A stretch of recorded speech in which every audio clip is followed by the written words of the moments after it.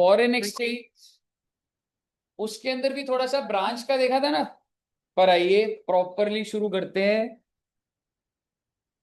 Branch accounts, O my God.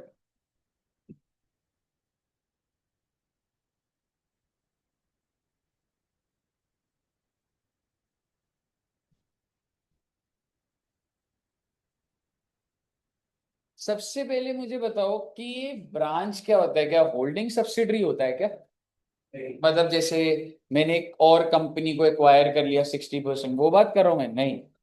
Branch का मतलब क्या होता है बच्चे? जैसे आपने देखा एसबीआई की कितनी सारी ब्रांचेस, ठीक है। और कोई एग्जांपल ब्रांचेस का अगर आपको ध्यान हो, बैंक्स का जैसे यस बैंक की कितनी सारी ब्रांचेस होंगी, ठीक है। और कोई आपने देखा कि इसकी ब्रांच है इधर? हाँ, एमिटी स्कूल का आप कह सकते हैं कि सर स्कूल की बहुत सारी ब्रांचेस है, ठीक है। और एड्यू जंक्शन की कोई ब्रांच पहले थी। आप ये कह सकते हैं कि एक मेन मतलब ऐसे 14/6 था और उसके सामने था 36। पर अब दोनों के दोनों वो जितना भी था वो इधर एक ही जगह हो। बट अगर मैं आपको बोलूं कि एक और इंस्टीट्यूट हम लोग खोलने का सोच रहे हैं, ठीक है, तो क्या वो ब्रांच होगी या नहीं होगी? ऑब्वियसली ब्रांच हो, ठीक है। अब आप मुझे बताइए, उस ब्रांच की रिस्पॉन्सिबिलिटी इधर मेन जगह पे ही होगी या उधर का कोई मार्केटिंग का बंदा हो सकता है जो खुद ही उसको चलाएगा? मेरे कहने का मतलब है मैं उधर पैसे डालूंगा 10 लाख रुपए, एसी लगा दूंगा, प्रोजेक्टर लगा दूंगा, कुर्सी लगा दूंगा, एक बंदा बिठाऊंगा, मैंने कहा भाई अपने आप चलाना है इसको अब, ठीक है। एक तरीका ये होता है, ये एक होता है कि वहां पे सिर्फ एक ऑफिस में एक बंदा होगा, बोलूंगा जो भी आएगा आपने उनको रजिस्टर करना है, सब मैनेज करना है। तो आप ये समझिए, दो दो एंगल से बात कर रहा हूं। एक की अल्टीमेटली मार्केटिंग इधर से ही होगी और उधर अपने आप स्टूडेंट बेस पहुंच रहा। और एक होता है मैंने कहा भाई नाम भी अलग चलेगा, सब कुछ अलग चलेगा, खुद चला लो, ये ले पकड़ 10 लाख, दोबारा पैसे मत मांगे, ठीक है। तो डिपेंड करता है, ठीक है, कि मैं उस ब्रांच को इंडिपेंडेंट टाइप बनाना चाहता हूं। वहां पे जो भी रिप्रेजेंटेटिव होगा वो कह रहे हैं सर पैसे नहीं है। मैंने कहा क्यों पैसे नहीं है? तेरे को दिए थे उससे सारा सामान आ गया, रेवेन्यू क्यों नहीं जनरेट कर पा रहे तुम? सैलरी निकालनी है अपनी तो खुद रेवेन्यू जनरेट करो ना। एक होता है ये चीज होती है कि मैनेजमेंट डिसाइड करते हैं make make them independent.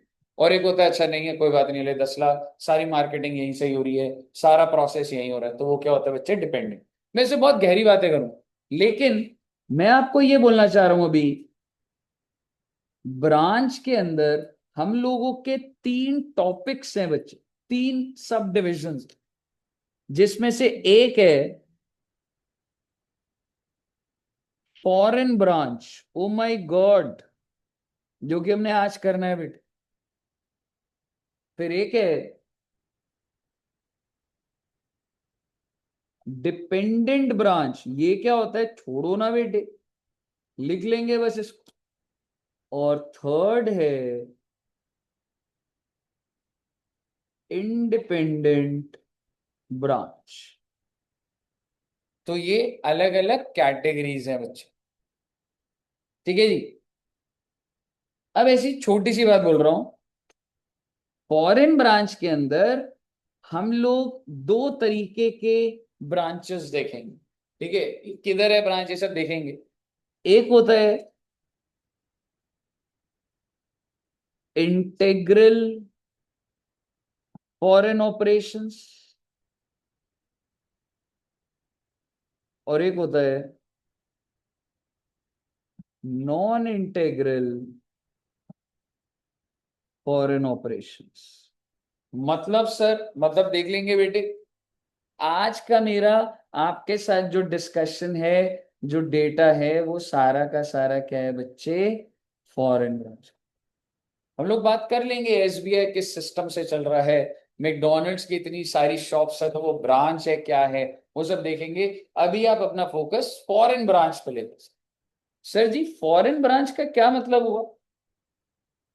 Suppose करो एडीयू जंक्शन जो है बच्चे, अभी केने से कालका जी में एंड केने से कालका जी इंडिया में। बट वी आर प्लानिंग कि भाई मैं एडीयू जंक्शन जो है अब इंडिया में ना खोल के बाहर खोल दूं, ठीक है। तो हम लोगों ने एक ब्रांच खोली है, ठीक है। और किधर खोली? एडीयू जंक्शन यूएस। मुझे बताइए, हो सकता है नहीं हो सकता? बिल्कुल हो सकता है बेटा। कहने से एड्यू जंक्शन जो है, क्या मैं कह सकता हूं ये हेड ऑफिस है? हेड ऑफिस समझ, तो मैं होल्डिंग सब्सिडरी नहीं बोल रहा कि मैं वहां पे एक नई कंपनी खोल रहा हूं उसमें उसके शेयर में, वो नहीं कह रहा। जैसे दुकान होती है, एक इधर शॉप है, एक बाहर शॉप। क्यों नहीं हो सकता क्या? जरूरी है वो कंपनी अलग हो, मैं उसको एक्वायर करूं, मैं होल्डिंग बनूं, सब ये सब क्यों जरूरत है? ठीक है, so what I mean to say, this is head office and can I say this is branch, and this edu junction is in US. अब आप मुझे बताइए सर, क्या मेरी यहां पे जर्नल एंट्री डलती होगी? मैं सिर्फ पहले इंडिया वाले की बात कर रहा हूं। क्या जर्नल एंट्री डलेगी यहाँ पे? बिल्कुल डलेगी। सेल होगी, रेंट देंगे, खर्चे होंगे, सारी होगी। जर्नल एंट्री के बाद क्या बनेगा? लेजर। लेजर के बाद ट्रायल बैलेंस। भाई यही रोक दूंगा। आपके हिसाब से ये जो ट्रायल बैलेंस है, ये रुपीस में बन रहा होगा या डॉलर में बन रहा होगा? ऑब्वियसली रुपीस सर, यहाँ की सेल होगी, यहाँ का होगा तो रुपीस ही होगा ना। तो ये वाला जो ट्रायल है वो किस पर है बच्चे? और अगर अब मैं ब्रांच की बात करूं, क्या ब्रांच अपनी वहां पे जर्नल एंट्री डाल रहा हो? ठीक है, एज्यूमिंग डाल रहा है। ठीक है, तो ब्रांच उधर क्या जर्नल एंट्री डाल रहा है? हाँ जी डाल रहा है, बहुत अच्छी बात है जी। जर्नल एंट्री डालेगा तो लेजर भी बनाएगा, बहुत अच्छी बात है जी। लेजर बनाएगा तो ट्रायल बैलेंस भी बनाएगा। अब आप मुझे बता दीजिए, अगर ये ट्रायल बैलेंस बना रहा है तो ये ट्रायल बैलेंस रुपीस में बन रहा होगा या डॉलर्स में बन रहा? बिकॉज एड्यू जंक्शन यूएस से जो अपनी सारा काम करेगा वो डॉलर में करेगा, और इसी को बोला जाता है फॉरेन करेंसी। और जिसमें आपका हेड ऑफिस है वो रुपीस में है, और इसको बोला जाता है रिपोर्टिंग करेंसी। रिपोर्टिंग मतलब जिसमें मेरे को अपने इन्वेस्टर को रिपोर्ट करना है एज अ कंपनी, आप सब मेरी कंपनी के मालिक हो, मैंने आपको सेल दिखानी है, परचेज दिखानी है, प्रॉफिट दिखाना है, तो मेरे को तो भाई आपको रुपीस में ही दिखाना पड़ेगा। क्यों? समझ आई बात? अब आप मुझे बताइए, as an investor, you are investor of Edu Junction, you want to know only my sales of this Kalkaji branch, और you want a consolidated data? और कंसोलिडेटेड क्या मैं दोनों ट्रायल को मिला दूंगा ऐसे? क्योंकि मेरे को दोनों मिलाना है, फिर मुझे सेल दिखाऊंगा, टोटल पे दिखाऊंगा। ठीक है, क्या ये डॉलर का सीधा सीधा जुड़ जाएगा रुपीस वाले से? ऐसे थोड़ा ना होगा। ये जो डॉलर वाला है, it is to be converted into, ये सीखना है ये। आपको एक बाहर की ब्रांच का ट्रायल दिया होगा डॉलर में, आपको उस ट्रायल को रुपीस में, ठीक है, और जब आप वो कर देंगे, इसका मतलब आपका एक और ट्रायल अब किस में आ जाएगा? मुझे कोई कंसोलिडेट नहीं करना, सिंपल सा चार पांच क्वेश्चन जो करने हैं उसमें क्या है, बाहर की ब्रांच है, डॉलर में बनी हुई है, रुपीस में कन्वर्ट करो। अब सवाल आ जाता है, जैसे ही कन्वर्ट करना है, क्या मैं कह सकता हूं कन्वर्ट करने के लिए अब मुझे ये देखना पड़ेगा कि एक्सचेंज रेट देखना पड़ेगा। एक्सचेंज रेट समझते हो आप? जैसे सेल्स दे रखी है इसकी $1000 की, $1000 की सेल है, तो $1 को रुपीस में कन्वर्ट करने के लिए आज का रेट लूं, साल के एंड का लूं, ओपनिंग का लूं, एवरेज लूं, क्या लूं? तो यही तो चीज देखनी पड़ेगी। इसी तरीके से ट्रायल के अंदर एसेट्स होंगे, fixed asset, goodwill, land and building, इस रेट पे कन्वर्ट करूं, how it is to be converted. तो बेसिकली उसके लिए मुझे क्या जानना पड़ेगा कि आपकी जो ब्रांच है, it is integral foreign operation या नॉन इंटेग्रल फॉरेन। इंटेग्रल का मतलब बताओगे आप क्या होता था? What is integral foreign operation?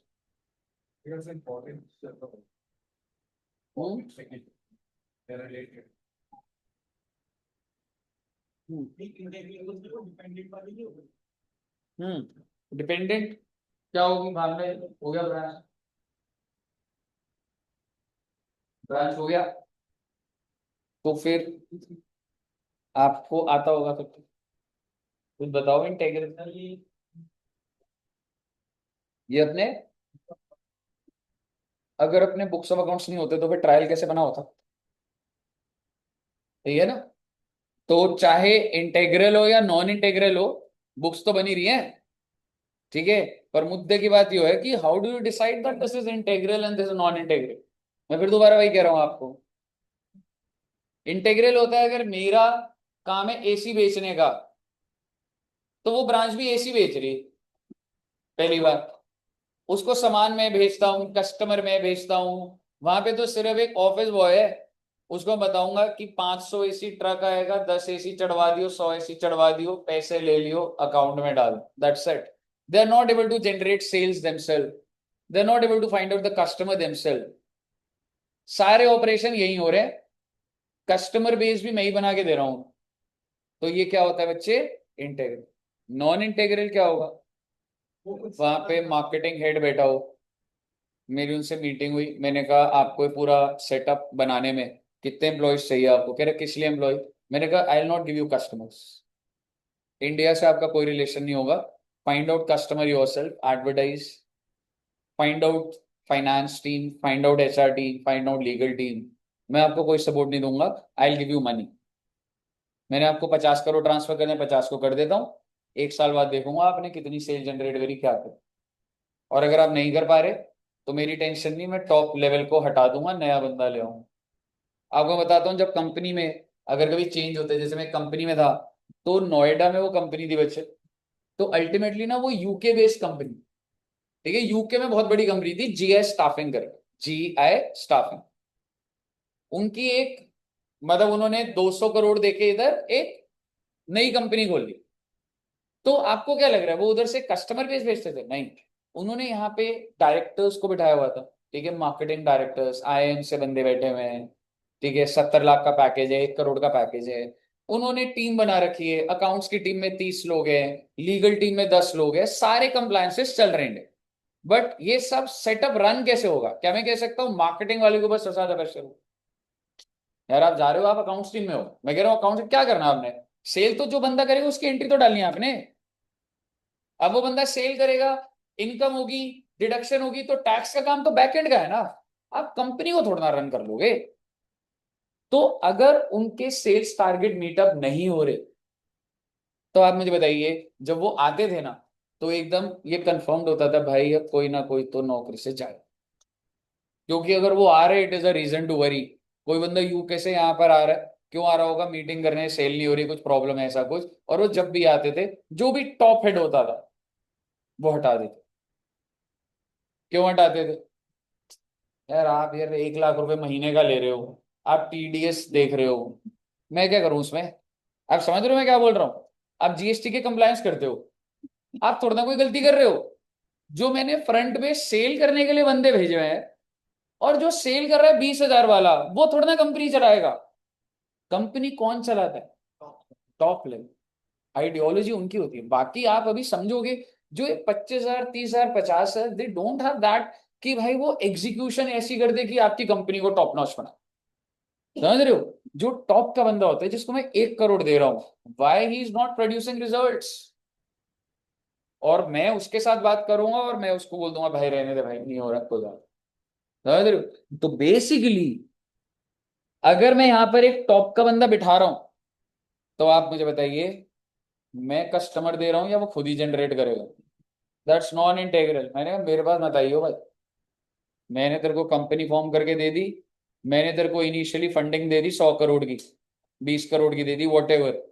अगर आप मुझे 2 साल बाद बोलोगे you are short of funds, आप उल्टी गिनती गिन लो बेटे कंपनी में अपनी।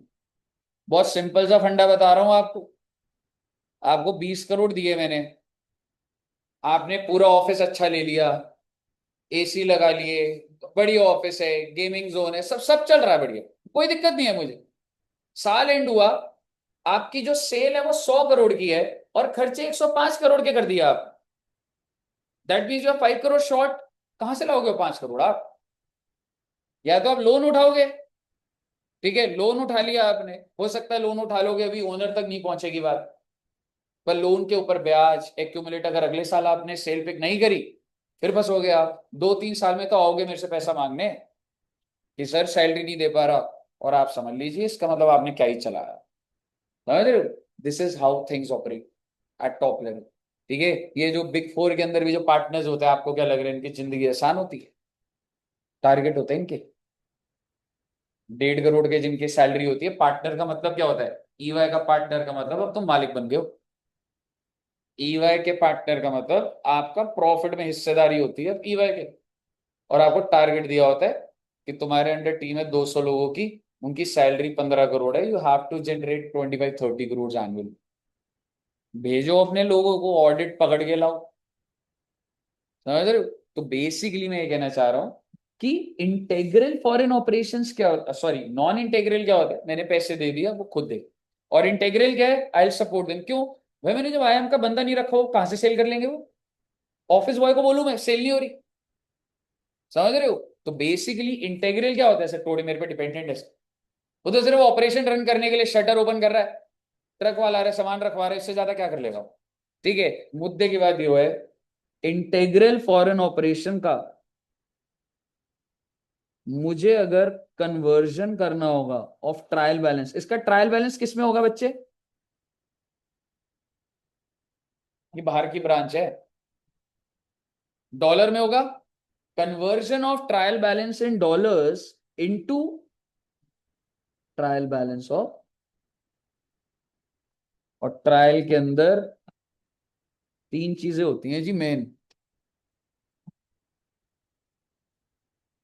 एक होती है monetary items. Oh my God, monetary items क्या होता था बच्चे?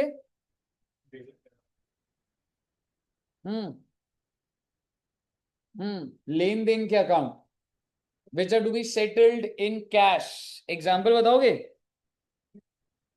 हाँ, मॉनिटरी आइटम के एग्जाम्पल लिख देते हैं। क्रेडिटर्स, क्रेडिटर होता है इससे इतना लेना है, डेट सॉरी इतना पे करना है, डेटर से इतना आना है, मतलब उसके पीछे एक इंसान है जिससे मैं पैसे मांग सकता हूं। ठीक है, creditors, debtors, bills payable, bills receivable, salary outstanding, prepaid, what ever. इसको मैं किस रेट पे कन्वर्ट करूं, मैं ये बता रहा हूं।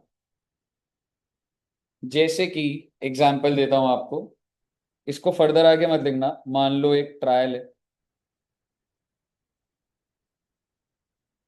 उसमें डेटर्स $1000 के। क्या मैं कह सकता हूं मुझे इस $1000 को रुपीज में कन्वर्ट करूं? किस रेट पे करूं? ऑप्शन दे देता हूं, opening rate, closing rate, average rate, 3 है। सर ये ट्रायल कब का बना हुआ है? लो बेटे वो भी लिख लो,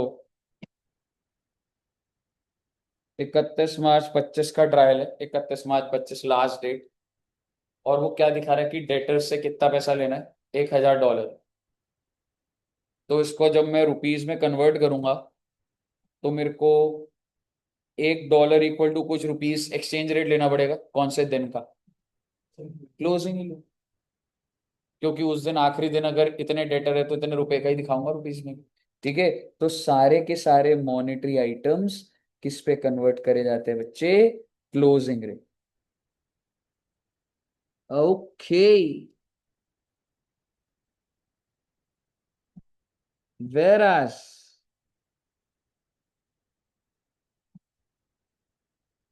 नॉन मॉनेटरी आइटम, पहले नॉन मॉनेटरी आइटम का एग्जांपल बताओगे? Plant and machinery, land and building, stock. मतलब मैं उसको ये नहीं बोल सकता कि मैं उसे फोन करके बोल रहा हूँ भाई तूने पैसे देने हैं। क्या मैं प्लांट एंड मशीनरी 1 करोड़ की है, क्या मैं प्लांट एंड मशीनरी से बात करता हूँ कि तूने मुझे 1 करोड़ रुपए देने हैं? लेकिन क्या मैं डेटर से बात करता हूँ? जिससे आप बात कर सकते हैं भाई वो मॉनिटरी होता है, सीधी सी बात है। क्या मैं ये बोल सकता हूँ ये फैन अगर 1500 का है तो मैं फैन को बोलूं मुझे 1500 रुपए दे?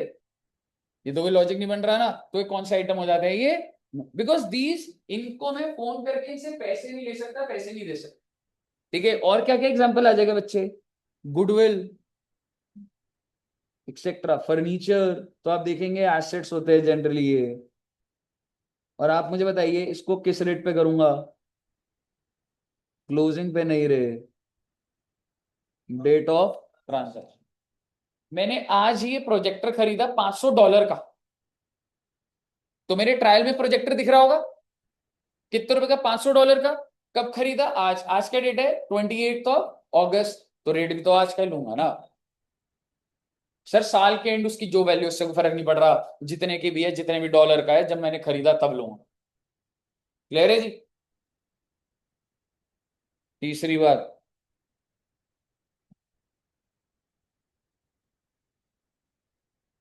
Items of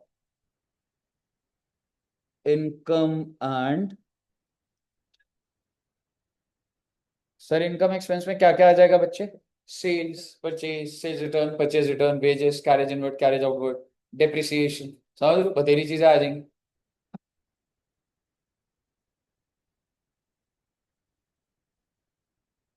sales, purchase, bad debts, sales return, purchase return, salary, etcetera. क्या लग रहा है आपको? क्या ये किसी एक दिन की ट्रांजैक्शन होती है या डेली बेचा जा रहा है सामान? तो आप सोच, कॉमन सेंस भी लगा लोगे ना तो भी अपने आप डिराइव हो जाती है बात। अगर सेल $5 लाख है, तो ये क्या किसी एक दिन की सेल है? पूरे 365 दिन का टोटल कर रखा है। $5 की सेल हुई, $6 की सेल हुई, 50, तो टोटल का क्या कर दूंगा? एवरेज रेट ले लूंगा मैं, क्योंकि कोई डेट तो है नहीं स्पेसिफिक मेरे पास। ठीक है, तो मैं रेट कौन सा ले लूंगा बच्चे? Average rate. ओके, बस बेटे खत्म होने वाला है चैप्टर। जी, एक छोटी सी बात, चलो पहले पूरा अच्छे से लिख लेते हैं, फिर उसके बाद नीचे लिख लेंगे। अगर कोई एक्सचेंज डिफरेंस आ गया, मतलब एक बात बताओ, ट्रायल का जो डेबिट होता है और क्रेडिट होता है वो मैच करता है? तो क्या डेबिट जिस रेट से मल्टीप्लाई हो रहा है, हो सकता है कभी एवरेज से हो रहा हो, कभी ओपनिंग से हो रहा हो, कभी क्लोजिंग से हो रहा हो, आपने मल्टीप्लाई करना है ना। कितने रेट है मैं आपको बता रहा हूं, एक क्लोजिंग, डेट ऑफ ट्रांजैक्शन, और क्या था, एवरेज, और एक ओपनिंग भी हो जाएगा ओपनिंग स्टॉक के लिए। ठीक है, 4 रेट है अलग अलग। और जो मेरे क्रेडिट साइड में ट्रायल पर है, वो भी मल्टीप्लाई करूंगा, कुछ ओपनिंग, कुछ क्लोजिंग, कुछ, तो ये बराबर आ जाएगा क्या? बराबर आ जाएगा। जैसे मैं एग्जांपल दे देता हूं आपके ट्रायल में, एक तो कैश है और एक सेल्स है बस। कैश डेबिट पर है, सेल्स क्रेडिट पर है। कैश को आप किस रेट पे करोगे? दिमाग लगा लो जरा, ट्रायल के अंदर कैश लिखा है, क्लोजिंग, ठीक है, और सेल्स को एवरेज। यानी कि अगर क्लोजिंग 50 रेट है, 50, और एवरेज 42 है, तो जब उसको कन्वर्ट करोगे आप, तो आपका ट्रायल मैच हो जाएगा, तो गैप आ जाएगा, डेबिट होकर बराबर ही नहीं हो रहा। तो जब आपका ये डिफरेंस आ जाएगा, इसको क्या बोला जा रहा है? Exchange difference. और इसको आप कहाँ डाल देंगे? It will be transferred to statement of PNL, चाहे आपको लॉस हो रहा है, चाहे आपको गेन। ओके, क्लियर है बच्चे?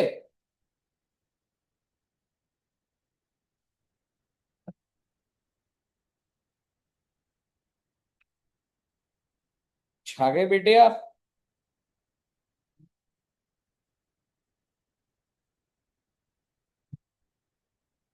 एक और दिमाग लगाओ जरा।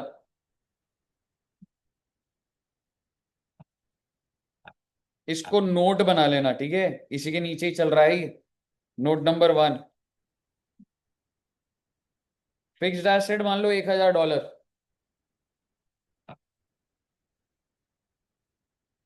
डेप्रिसिएशन पूरा $1000 होगा? नहीं, हो सकता है $200, फिर अगले साल $200, अगले साल $200। फिक्स्ड एसेट को कन्वर्ट करने का तरीका क्या था? Date of transaction.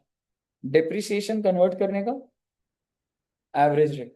तो क्या ये अपने आप, जब आप पूरी डेप्रिसिएशन लगाएंगे, क्या वो $1000 खत्म हो जाए? सोच के दे, आई मीन टू से अगर डेट ऑफ ट्रांजैक्शन है और रेट है 55, तो फिक्स्ड एसेट कितने का आ गया? 55,000 रुपए। $1,000 था, $1 55 का, रुपीज में कितना हो गया? 55,000। लेट मी एज्यूम डेप्रिसिएशन 100%, क्यों नहीं हो सकती क्या? आपने पढ़ लिया बेटे जिंदगी में इनकम टैक्स और में है 100%, क्या होगा उसमें? $1,000 की डेप्रिसिएशन पर एवरेज रेट कितना है इसका? 52। तो डेप्रिसिएशन कितनी दिखेगी? 52,000 रुपए। तो सर लॉजिक नहीं बैठ रहा सर। और मान लो अगर ये 58 होता, तो इसका मतलब ये निकलता 55,000 के एसेट पे 58,000 की डेप्रिसिएशन। तो अगर आपका जो फिक्स्ड एसेट है, क्योंकि वो डेट ऑफ ट्रांजैक्शन पर है, तो आपका डेप्रिसिएशन भी एवरेज पे नहीं रहेगा। किस पे रहेगा? नॉर्मली एवरेज पे। लेकिन अगर वो ऐसे रिलेट करके, थ्योरेटिकल बात, इसे ऐसे किसी क्वेश्चन में हो सकता भी नहीं आएगा, लेकिन अगर तेरा फिक्स्ड एसेट है और डेप्रिसिएशन दिया हुआ है, तो तू डेप्रिसिएशन को भी, मैं यहाँ पे लिख देता हूं, एवरेज ना कंसिडर करके date of, and that makes perfect sense, क्योंकि तभी तो उसका क्लोजर हो पाएगा 100, वरना हो ही नहीं पाएगा बेटे। कहिए, क्लियर है? हाँ, क्योंकि नहीं तो आगे जाके कभी दिक्कत आ जाएगी।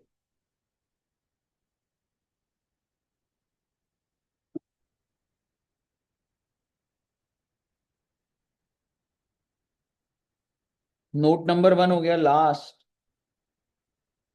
Note number 2, if any asset is revalued on the last date or any other date। अच्छा जी, लास्ट डेट का ही एग्जांपल ले लेते हैं। एसेट को रिवैल्यू कर सकते हो आप या नहीं कर सकते? कर सकते हैं। मैंने एक फिक्स्ड एसेट खरीदा, ठीक है, हाँ, तो इस पे कोई मेरे को ऐसा एग्जांपल वो नहीं है इसमें। ये आपने एक एसेट को रिवैल्यू करा, फर्नीचर करा, लैंड एंड बिल्डिंग करा, मैं कह रहा हूं स्टॉक भी कर दिया आपने 31 मार्च को, तो आपके हिसाब से आप उसका एक्सचेंज रेट, उस एसेट का डेट ऑफ ट्रांजैक्शन लेंगे या exchange rate on date of revaluation? वही बना देता हूँ एग्जाम्पल। मैंने एक फिक्स्ड एसेट खरीदा $1,000 का, 31 मार्च को रिवैल्यू करा $6,000 का हो। 1,000 का खरीदा था मैंने, $1,000 का, पर जब मैंने उसको रिवैल्यू करा 31 मार्च को आखिरी दिन, तो कितना रेट आ रहा था उसका? $6,000। अब मैं $6,000 को रुपीज में कन्वर्ट करना है, अब उसके लिए मुझे रेट चाहिए होगा। मैं रेट क्लोजिंग लू जिस दिन मैंने रिवैल्यू करा, या मैं वही वाला लूं? Answer is, if you do revaluation to any asset, तो आप रेट भी डेट ऑफ रिवैल्यूएशन का ही, जस्ट लाइक क्लोजिंग स्टॉक को लास्ट डे पे रिवैल्यू करा जाता है, कॉस्ट और NRV whichever is less करा जाता है। ठीक है, तो बेसिकली अगर कोई भी एसेट को आप रीवैल्यू करते हैं, तो एक्सचेंज रेट कौन सा लेंगे? डेट ऑफ ट्रांजैक्शन नहीं लेंगे, exchange rate on the date of. सारी बातें काम आने वाली है, आपका क्वेश्चन खत्म होने वाले हैं। ऑप्शन है, मतलब बोला जा रहा है कि value, if you are doing revaluation on any date, exchange rate भी उसी का। आपने ऐसे तो ओवर फील में कुछ मतलब ऑप्शन की वैल्यू ठीक है, मतलब वो अगर मैनिपुलेशन हो रही है तो उस लेवल पे कंट्रोल की। कहिए, क्लियर है बच्चे? 2 मिनट के अंदर आपका नॉन इंटेग्रल खत्म है, ये सारी की सारी बातें इंटेग्रल की हो। ठीक है जी सर। नॉन इंटेग्रल में मॉनिटरी आइटम्स किस पर होती है बच्चे? Closing, okay.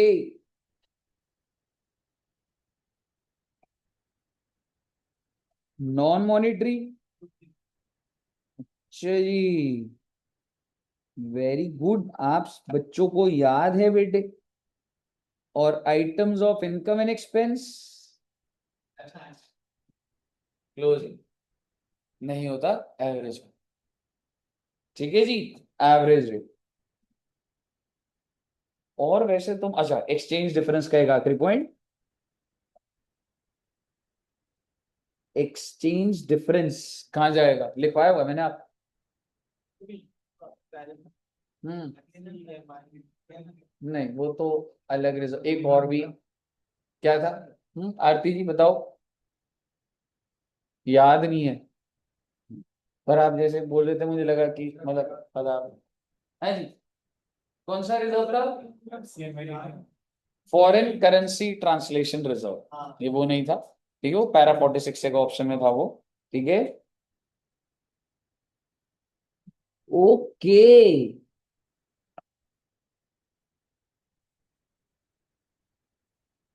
Foreign currency translation reserve.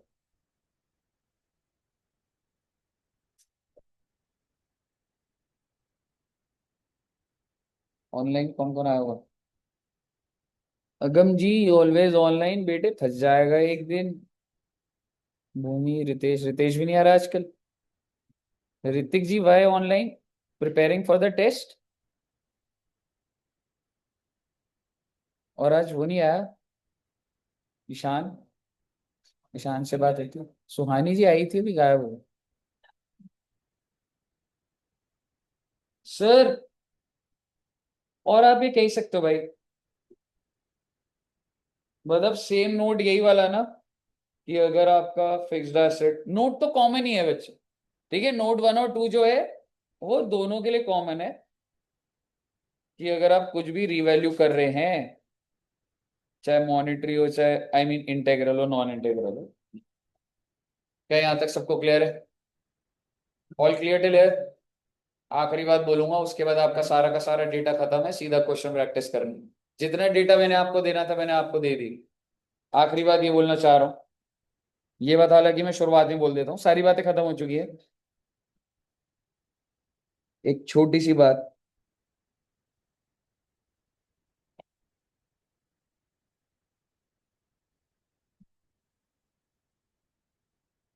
X limited USA की है, head office, it has a branch,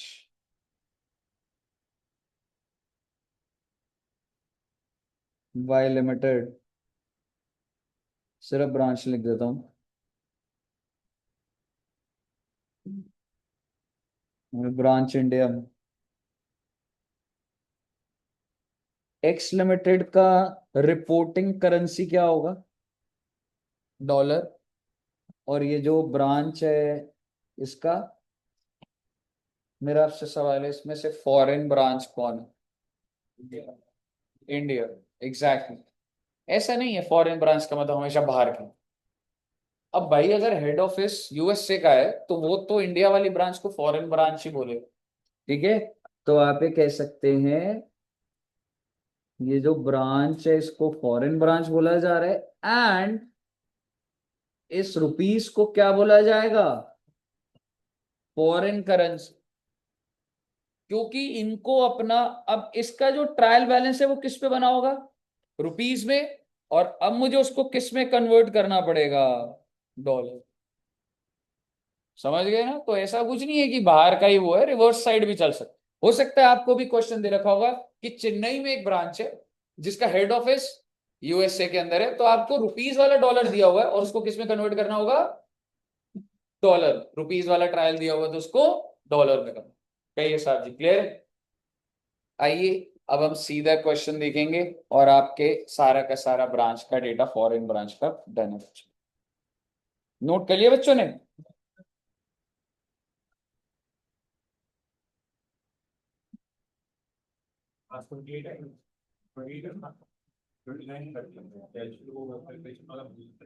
कौन सा,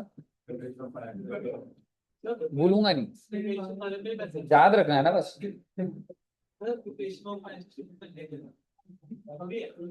नहीं, बड़े वो जो जैसे स्टेटमेंट ऑफ P&L बनाना, बैलेंस शीट बनाना, वो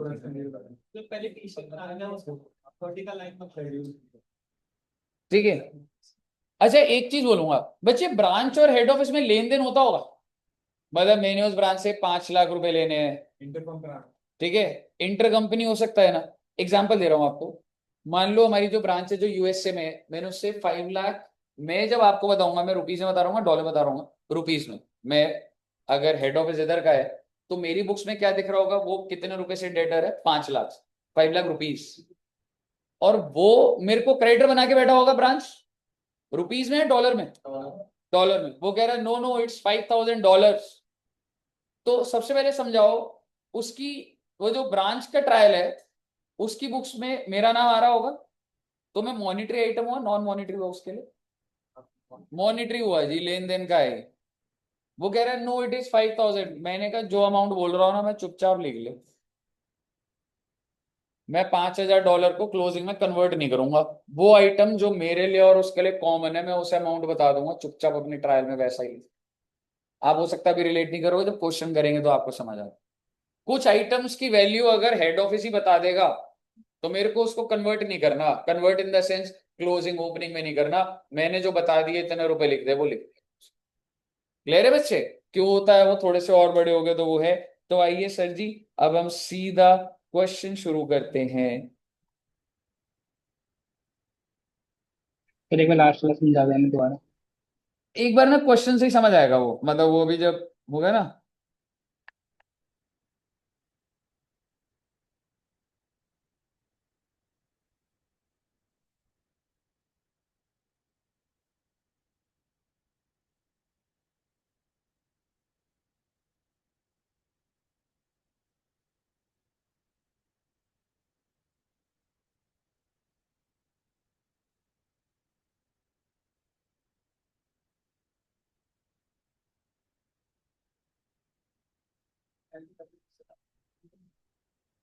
बच्चों ये कैसा लगा, इजी लगा डिफिकल्ट लगा? पर कैसा लगा? हाँ, इजी है, हो जाएगा प्रिपेयर ना। बहुत डिफिकल्ट। बहुत इजी कह रहे हैं बच्चे, ऑनलाइन बच्चे कह रहे हैं वेरी इजी। मैं बहुत आपकी लाइफ डिफिकल्ट। इजी करना चाहता हूँ, फर्स्ट को इजी इजी क्वेश्चन आएंगे आपके पेपर में। हाँ, ठीक है। फिर सेकंड बोला था आपने। फॉरेन ब्रांच भी डाल लो यार लाइफ में ना, जब तक ऐसा। वंश जी ने बोला है मैं बात नहीं डाल सकता, वंश जी बुरा मान जाएंगे वो बेटे। देखो,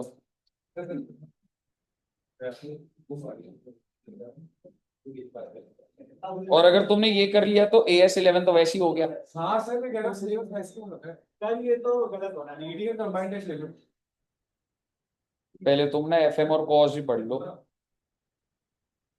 ओ माय गॉड,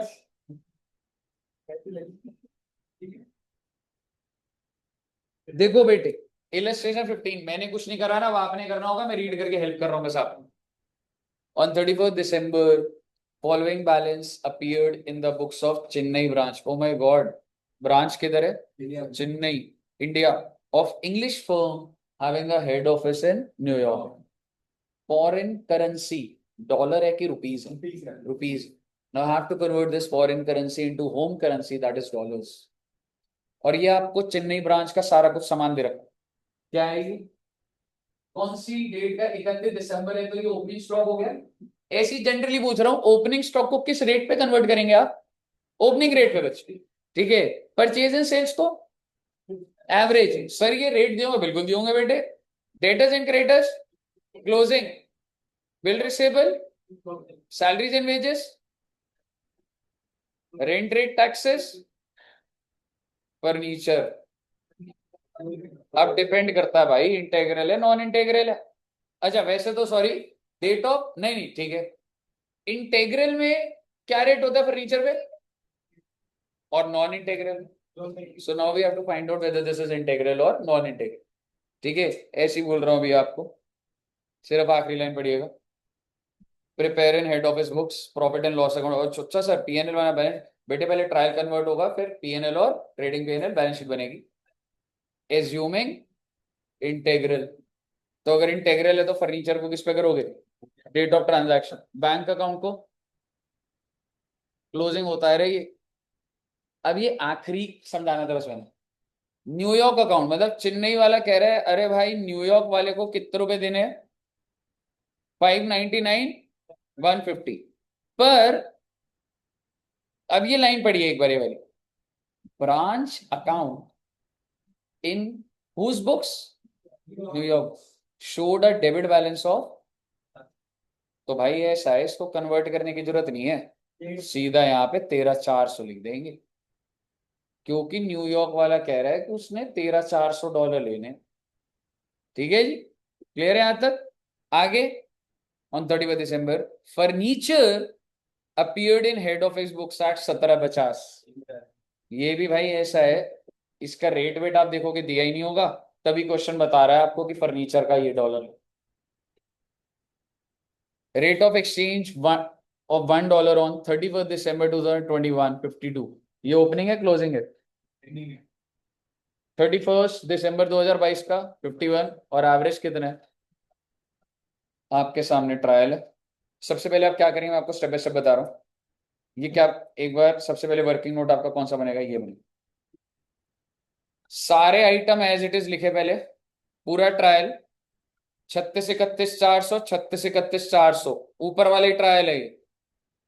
फिर यहाँ पे रेट लिखा किसको किस पे कन्वर्ट हो रहा है, और अब वो डॉलर में कन्वर्ट हो गया आपका ट्रायल।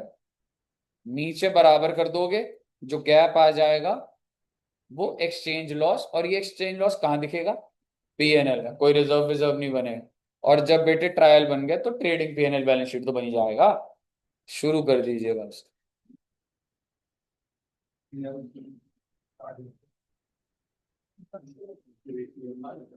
शुरू कर दो। वर्किंग नोट पहले बनेगा बच्चे, ठीक है।